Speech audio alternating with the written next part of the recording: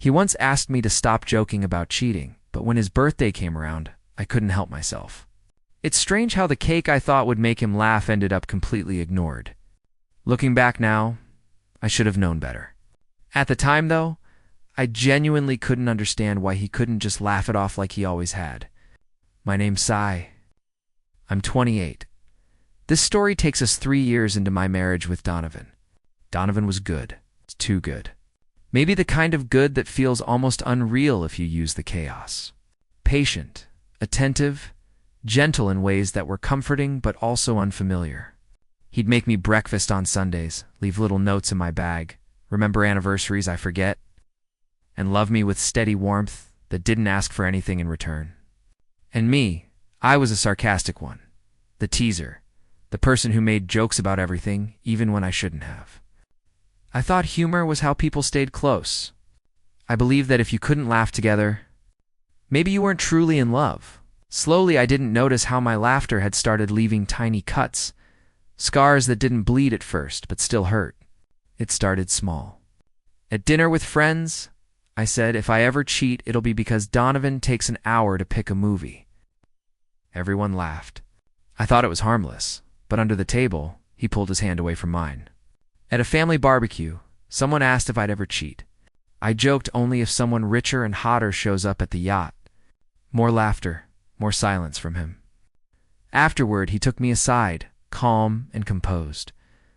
But his eyes were dim, like someone had quietly turned down the light inside them.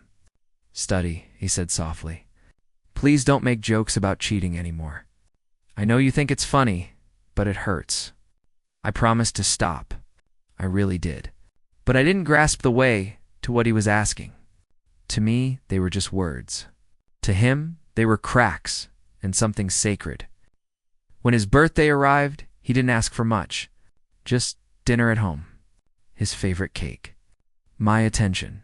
Simple things. The things he always appreciated. I wanted to make it special. Make him laugh.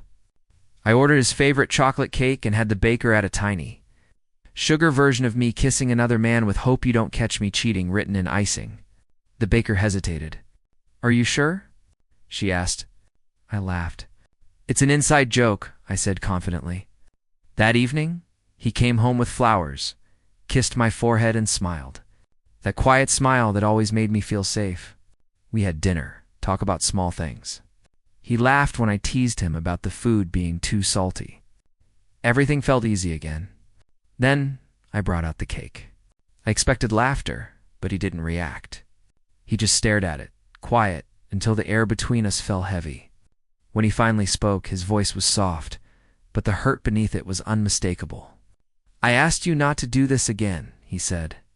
"I thought you understood." I tried to lighten it. "It's just a joke, Don. Don't be so serious."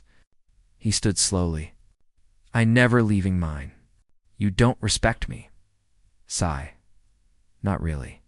You keep making me the joke even when I tell you hurts. That's not love." I scoffed defensively. "It's just a cake." He shook his head. "No, it's a pattern." Then he picked up his jacket and keys, whispered, "I'm done," and walked out.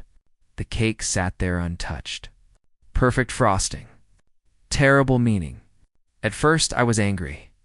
I called, texted, left voicemails. No answer. I told myself he was being dramatic, that he'd cool off and come back. But the next morning, a message froze me.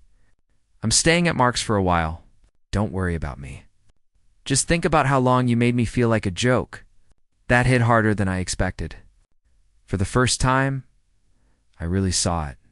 The quiet erosion of the love he'd been giving me for years. Every time I laughed at his pain, brushed off his boundaries, or at cruelty behind humor, I chipped away at his faith in us. I never cheated, but I made him feel replaceable. And eventually, he believed he was. A week later, I drove to Mark's, rehearsing apologies the whole way. Nervous, hopeful, desperate to fix what I'd broken. Mark answered the door. Not Donovan. He looked uneasy. "He's really hurt," Mark said softly. "He doesn't think you understand this time." Back home, the cake was still there, its edges dry and crumbling. A quiet monument to my own stupidity. It wasn't funny anymore. It was a reminder of what I'd lost. Days turned to weeks. I wrote him a long letter.